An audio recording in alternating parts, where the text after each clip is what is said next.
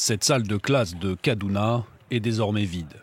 Les élèves la fréquentant ont tous été enlevés jeudi dernier par des hommes armés.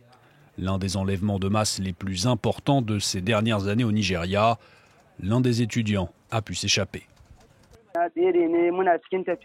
Après notre enlèvement et sur notre chemin dans la brousse, j'ai vu un sentier et je me suis caché. Je suis resté là et j'ai dormi car j'étais fatigué. Après plus d'1 heure, je me suis réveillé et j'ai regardé autour de moi, mais il n'y avait personne. Alors j'ai commencé à marcher et je me suis retrouvé dans un petit village. L'enlèvement de ces plus de 280 étudiants fait suite à un autre enlèvement quelques jours auparavant dans l'état du Borno cette fois, où plus de 200 personnes, principalement des femmes et des enfants, avaient été kidnappées dans un camp de déplacés. Le président Bola Tinubu a ordonné sur X, anciennement Twitter, que les forces de sécurité viennent en aide aux victimes et a promis d'amener les responsables devant la justice.